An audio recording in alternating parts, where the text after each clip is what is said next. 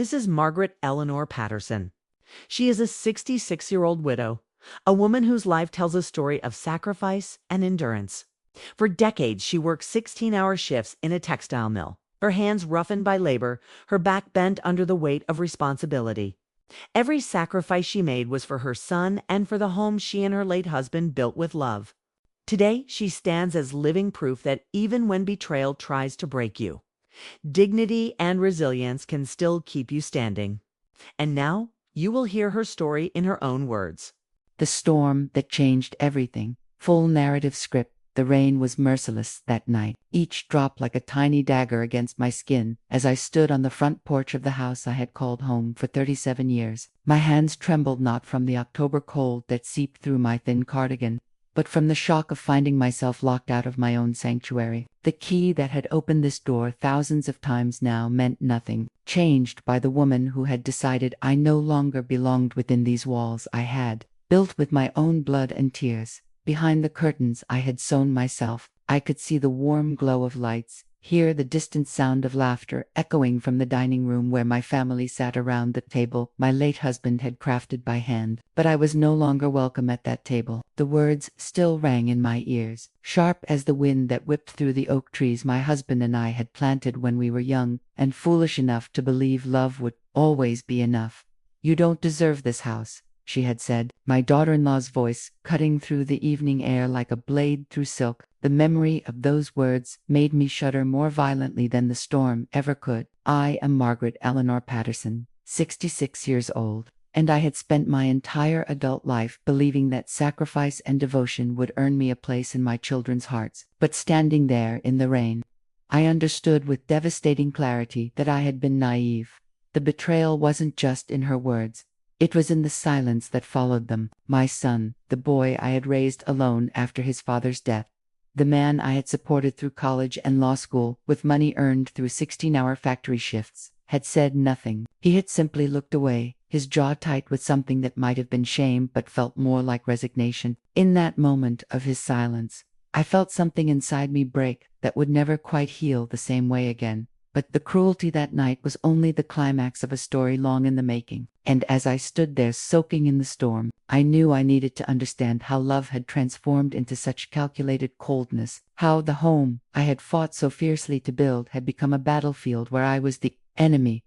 The story really began 40 years ago, when Thomas and I first walked through the front door of this house as newlyweds, our hearts full of dreams and our pockets nearly empty. We had stretched ourselves thin to make the down payment, but Thomas had looked at me with those gentle brown eyes and said, "This will be our fortress, Maggie. Our children will grow up safe here, and when we're old, we'll sit on this porch and watch our grandchildren play in the yard." I had believed him completely, the way young women believe in forever and happy endings. We painted every room ourselves, planted the garden with our own hands, installed the hardwood floors board by careful board. When our son Michael was born, we carved his initials in the oak tree out back, promising him that this would always be his home, his refuge from whatever storms the world might bring.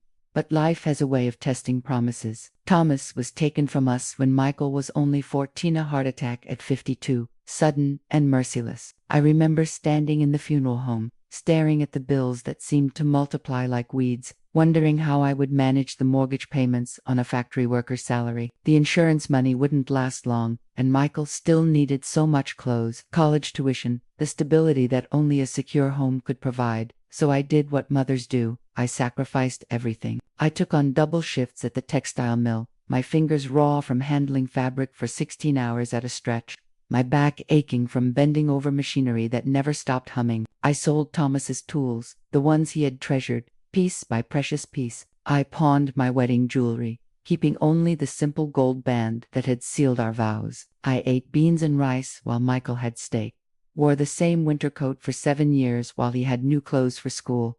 The nights were the hardest. After Michael was asleep, I would sit at the kitchen table with my calculator and a pile of bills, stretching every dollar until it screamed. There were months when I chose between electricity and groceries, when I called in favors from neighbors just to keep the heat on. My youth disappeared into those sleepless nights, my dreams dissolving into the endless cycle of work and worry and the crushing responsibility of keeping our home. but I never complained, never let Michael see how close we came to losing everything. This house wasn't just a building to MIT, was the promise I had made to Thomas, the inheritance I was determined to leave our son. Every sacrifice was an investment in his future, every hardship a brick in the foundation of his security. Michael understood then, or so I believed. He would find me at that kitchen table on the nights when the bills seemed impossible, and he would put his teenage arms around my shoulders and promise me that he would never forget what I had done. When I'm a lawyer, he would say, I'll take care of you the way you've taken care of me. This house will always be yours, Mom, always. Those words sustained me through the darkest years. When the factory closed and I had to find work cleaning offices at night, when my knees gave out from scrubbing floors and I could barely walk up the stairs to my own bedroom, I held on to Michael's promises like a lifeline. I thought I was building a fortress of love, a sanctuary where devotion would be rewarded and sacrifice would be remembered with gratitude. But perhaps I was only laying the trap that would eventually ensnare me, because when Michael brought Rachel home for the first time, I saw something in her eyes as she surveyed my home, something calculating and cold that made my stomach tighten with inexplicable dread. She had walked through my living room like an appraiser, her gaze lingering on the antique furniture I had painstakingly restored, the china cabinet that held my grandmother's dishes, the oil paintings Thomas had surprised me with for our anniversary. What a lovely old house, she had said, but the emphasis on old felt deliberate, dismissive. Even then, I should have recognized the warning signs. The celebration had been Michael's idea dinner party to announce his promotion to partner at the law firm, a milestone we had dreamed about since his first day of law school. I had spent weeks preparing, polishing every surface until it gleamed, arranging flowers from my garden in crystal vases that caught the autumn light streaming through the windows. The dining room had never looked more beautiful. The mahogany table Thomas had built extending to accommodate our growing family and closest friends. Rachel moved through the house that evening like a queen surveying her kingdom, accepting compliments on her dress while making observations that felt like tiny cuts. The kitchen is so quaint, she said to my sister Helen, her voice carrying just enough to reach my ears from the doorway. I keep telling Michael how much easier entertaining would be with a more modern layout, and honestly, a house this size really needs younger energy to maintain it properly. I chose to ignore the barbs, telling myself that Rachel was simply nervous about hosting duties, that her comments were the awkward attempts of a young woman trying to fit into an established family. I bustled between kitchen and dining room, ensuring everyone's needs were met, basking in the warmth of seeing my home filled with celebration and love. Michael's colleagues praised the house, commenting on the craftsmanship of the built-in bookcases, the beauty of the restored hardwood floors, the charm of the period details that made the house feel both elegant and welcoming. I felt that familiar surge of pride, the satisfaction of knowing that every sacrifice had been worth it to create this moment of joy for my son. But I began to notice how Rachel inserted herself into conversations about the house's history, how she spoke as if she already lived there, as if the decisions about renovations and updates were hers to make. When someone complimented the garden, she said, "We're thinking of completely redesigning the landscaping." When they admired the vintage light fixtures, she responded, "Those will probably be the first things to go when we modernize." Each comment felt like a small theft, as if she were erasing my presence from my own home, even as I stood there serving dinner. I had cooked in the kitchen where I had raised my son alone, but it was Michael's response or lack thereof that truly unsettled me. He sat silent through his wife's appropriations, his face tight with something I couldn't identify, his eyes avoiding mine whenever I looked to him for clarification. The evening wound down with toasts and laughter, everyone praising Michael's success and the bright future that lay ahead for the young couple. I had smiled and nodded, playing the proud mother while something cold settled in my chest. If only I had seen the storm behind her smile, I might have recognized that the celebration was really a preview of my own funeral. The humiliation came 3 weeks later, during what Rachel called a family meeting about future arrangements. She had requested that Helen and my nephew, David, be present, ostensibly as witnesses to what she described as important decisions about Michael's mother's welfare. I had expected a discussion about holiday plans or perhaps news of a pregnancy. Instead, I found myself facing a tribunal where I was the unwitting defendant. "The truth is," Rachel began, her voice artificially sweet, This arrangement simply isn't working anymore. Michael's career demands entertaining, proper hosting, and frankly, this house needs someone with the energy and sophistication to manage it appropriately. She gestured around the living room, as if it were a burden rather than a blessing. Margaret is clearly overwhelmed by the upkeep, and at her age, it's really not fair to expect her to maintain a property this size. I sat frozen in the chair where I had nursed Michael through childhood fevers, where I had helped him with homework, where I had celebrated his acceptance to law school. The room spun slightly as Rachel's words sank in, each one a calculated blow designed to diminish my worth, my place, my very existence within these walls. What are you saying? I managed to whisper, though I already knew. I'm saying you don't deserve this house, Rachel replied, her mask finally slipping to reveal the cold calculation beneath. You're old, you're set in your ways, and frankly, you're an embarrassment when we need to entertain Michael's colleagues. This house represents Michael's success now, not your quaint little memories. The words hit me like physical blows, each one designed to strip away my dignity layer by layer. Around me, I could see Helen's horrified expression, David's uncomfortable shifting in his chair, but it was Michael's silence that cut deepest. He sat there, my son, the boy I had sacrificed everything for, and said nothing while his wife dismantled my entire sense of worth. I've worked my fingers to the bone for this house, I said, my voice gaining strength despite the tremor in my hands. I've sacrificed my health, my youth, my dreams. Your sacrifices are ancient history, Rachel interrupted, her voice sharp with impatience. This is about the future, about what Michael needs now. You can find a nice little apartment somewhere more appropriate for someone in your situation.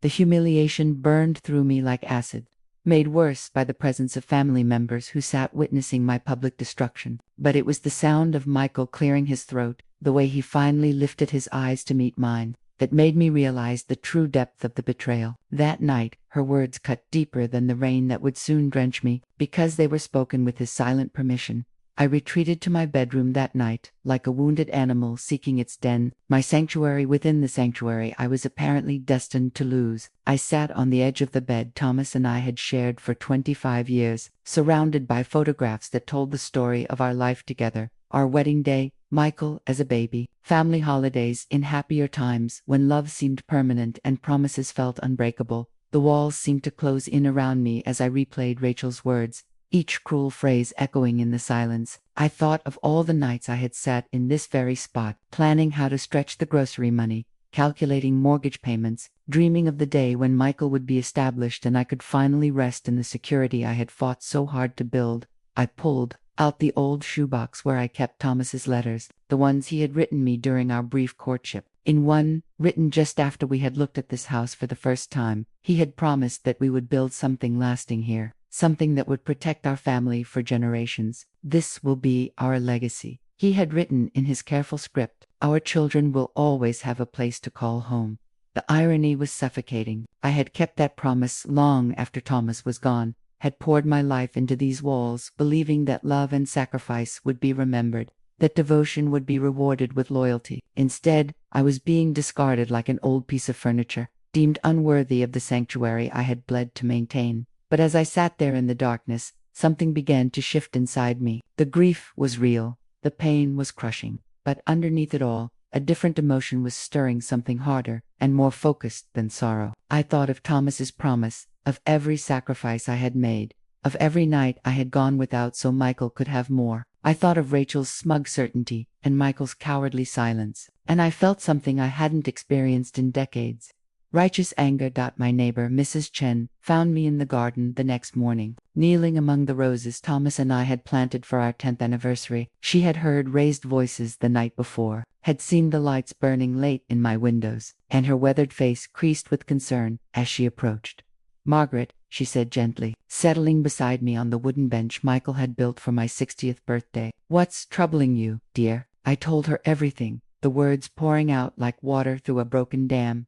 Mrs. Chen listened without judgment, her expression growing darker as I recounted Rachel's ultimatum and Michael's betrayal by silence. When I finished, she sat quietly for a long moment, watching the morning sun filter through the oak leaves. You know, she said finally. My grandmother used to tell me that sometimes people mistake kindness for weakness, mistake love for surrender, but there comes a time when even the gentlest soul must stand up and say, enough. She patted my hand with fingers that had weathered their own storms. This is your home, Margaret. You built it. You paid for it. You've earned it with your blood. Don't let anyone convince you otherwise.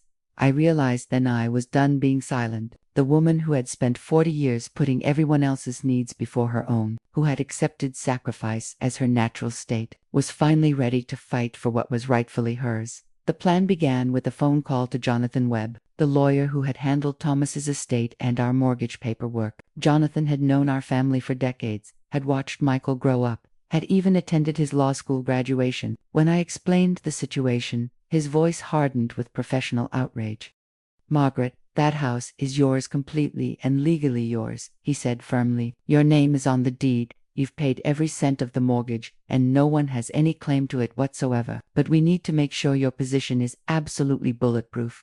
Over the next 2 weeks, I moved like a woman with a secret mission. I gathered documents from the safe Thomas had installed in our bedroom closet, that original deed, mortgage papers showing every payment made from my account, tax records proving my sole responsibility for the property. I found Thomas's will, where he had explicitly left the house to me, with the provision that it would pass to Michael only after my death. I made copies of everything, storing them in multiple locations. I even had Jonathan draft a new will of my own, one that would ensure the house went to a charity rather than to a son who would stand silent while his wife destroyed his mother's dignity. Every step was careful, deliberate, and completely hidden from Michael and Rachel during their visits. I played the part they expected, the defeated old woman resigned to her fate. I nodded politely when Rachel brought brochures for senior living communities, even as my blood boiled at her presumption. I listened without comment to their plans for updating my home, mentally cataloging every cruel remark and dismissive gesture. But I also watched Michael during these conversations, noting the guilt that flickered across his face, the way his hands trembled when Rachel outlined the timeline for my transition. He seemed caught between two worlds, one where he was his mother's devoted son and another where he was Rachel's compliant husband. The war being waged behind his eyes was visible to anyone who cared to look, but his continued silence told me which side was winning. I consulted with contractors about the true value of the improvements Thomas and I had made over the years, gathered proof of every renovation, every upgrade, every investment of time and money that had transformed this house into something worth coveting. The house was mine by right, but soon the world would see it too. The confrontation came on a Tuesday evening in November, exactly 1 month after that first humiliating family meeting. Rachel had called another gathering, this time with even more family present: my brother Robert, my sister-in-law Patricia, even Michael's godfather, Carl, who had flown in from Chicago specifically for what Rachel described as finalizing Margaret's living arrangements. She had prepared an elaborate presentation, complete with brochures and financial projections, all designed to make my removal seem not just reasonable but compassionate. The dining room table was covered with pamphlets for senior communities, budget spreadsheets showing how much money I would save, even photographs of lovely apartments that would be so much more manageable for someone of my advancing years. We've found the perfect place, Rachel announced, her voice bright with false enthusiasm. Sunset Manor has everything: activities, medical care, people her own age. Margaret will be so much happier there, without the burden of maintaining this big old house. I let her finish her presentation, watching as she laid out her vision of my future with the confidence of someone who believed she had already won. I saw Michael squirm in his chair, his face flushed with shame, but his mouth still sealed shut. I allowed Rachel to hand me the papers, to point to the signature lines with their promises of a smooth transition to my new life. Then I smiled and reached for the manila envelope I had placed on the sideboard earlier that evening. How thoughtful of you to plan my future so carefully, I said, my voice steady despite the adrenaline coursing through my veins. But I'm afraid there's been a fundamental misunderstanding.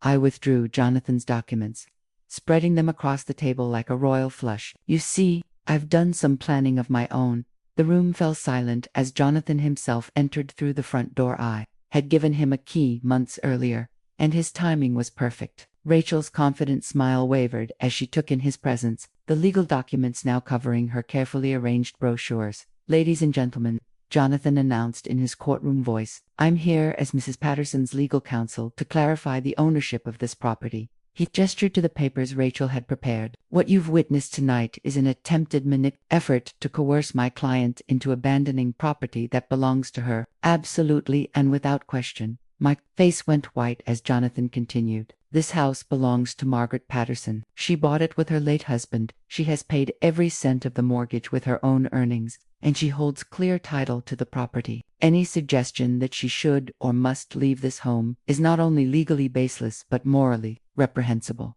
Rachel's mouth opened and closed like a fish gasping for air. But Michael promised. "We've been planning.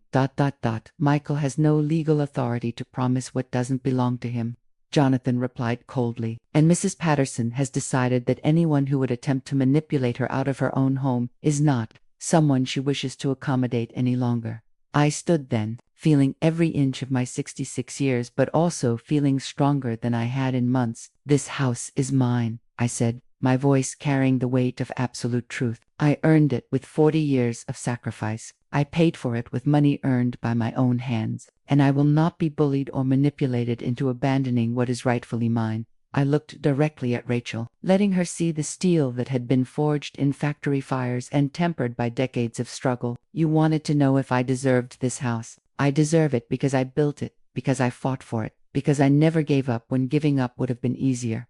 Then I turned to Michael, my heart breaking even as my voice remained steady. "And I deserve better than silence from the son. I sacrificed everything to raise." And in that moment, her empire of cruelty began to crumble like a house built on sand, swept away by the tide of truth she had never expected to face. The aftermath was swift and merciless. Word of the confrontation spread through our community like wildfire, carried by the family members who had witnessed Rachel's humiliation and my unexpected strength. Within days, the story had reached every corner of our small town. How a young woman had tried to manipulate an elderly widow out of her home. How a son had remained silent while his mother was publicly degraded. How justice had finally prevailed when the truth was revealed. Rachel found herself suddenly isolated in a community that had once welcomed her with open arms. The country club where she had cultivated influential friendships became a minefield of whispered conversations and cold shoulders. Former allies crossed streets to avoid her, and invitations to social events simply stopped arriving. The reputation she had worked so carefully to build, the image of herself as a sophisticated,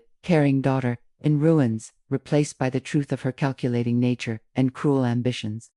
Michael's position was even more precarious. His colleagues at the law firm had heard about the incident through Jonathan, and his standing in the professional community plummeted. As word spread about his treatment of the woman who had put him through law school, partners who had once praised his dedication now questioned his character. Clients began requesting different representation. The success he had worked so hard to achieve was tainted by the knowledge of how he had betrayed the person who had made it all possible.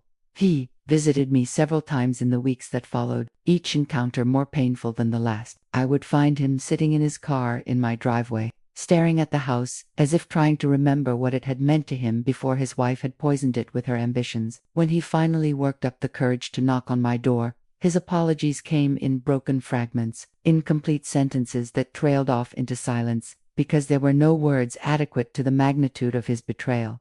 "I never meant for it to go that far," he would say, his eyes red with what might have been genuine remorse. "I thought if I just stayed quiet, maybe she would realize how unreasonable she was being. I thought you would understand that I was in an impossible position."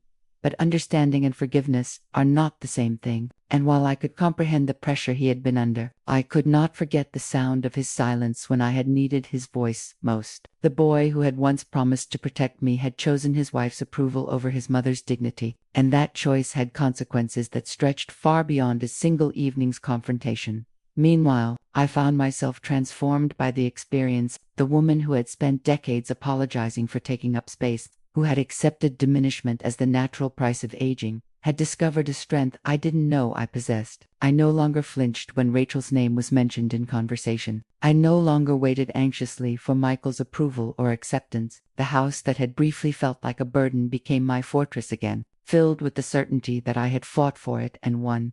I began making changes, small ones at first, then more dramatic renovations that reflected my own taste rather than the compromises I had made for others' comfort. I painted the guest room a bold shade of coral that I had always loved but had been told was too vibrant. I replaced the heavy curtains in the living room with flowing panels that let in more light. I planted a new flower bed in the front yard, choosing blooms for their beauty rather than their practicality.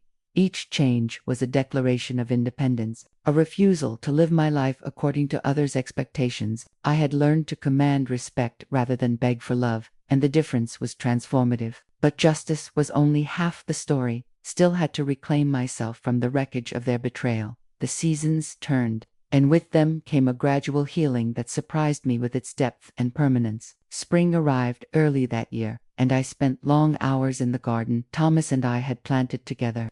My hands in the soil he had once worked with such love and care. The daffodils pushed through the earth with determined optimism, and the apple tree he had surprised me with, for our 5th anniversary, bloomed more abundantly than it had in years. I found peace in the simple rhythms of maintaining my home, polishing the hardwood floors we had installed board by board, tending the roses that marked our anniversary years, sitting on the porch swing where we had planned our future and dreamed our dreams. The house held all of it, the love and the loss, the sacrifice and the betrayal, the breaking and the rebuilding. Michael's visits became less frequent as the months passed, our relationship settling into a careful politeness that acknowledged what we had lost without pretending it could be easily recovered. Rachel no longer accompanied him, their marriage apparently strained by the consequences of her greed and his cowardice. I felt no satisfaction in their troubles. I had learned that revenge, while sometimes necessary, was far less rewarding than the simple dignity of living life on one's own terms.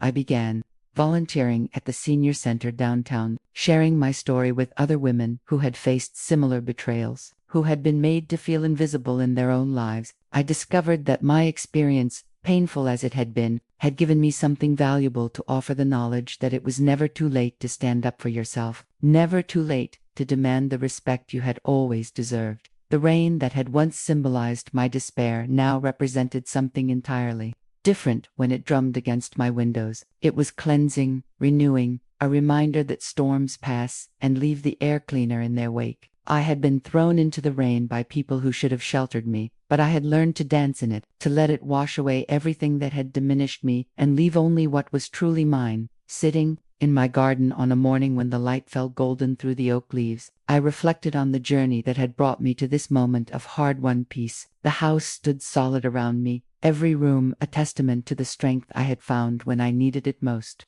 every corner holding memories that belonged to me alone. This was not just a building of brick and mortar. It was the physical manifestation of my survival, the proof that a woman's determination could overcome any betrayal, any attempt to diminish her worth. I had learned that love without honor is hollow, that loyalty without backbone is meaningless, that the people who truly deserve a place in our lives are those who will stand with us in the storm rather than seeking shelter at our expense. The boy I had raised with such devotion had made his choice, and while it broke something in me that would never fully heal, it also freed me to choose myself, to value my own worth above others' comfort.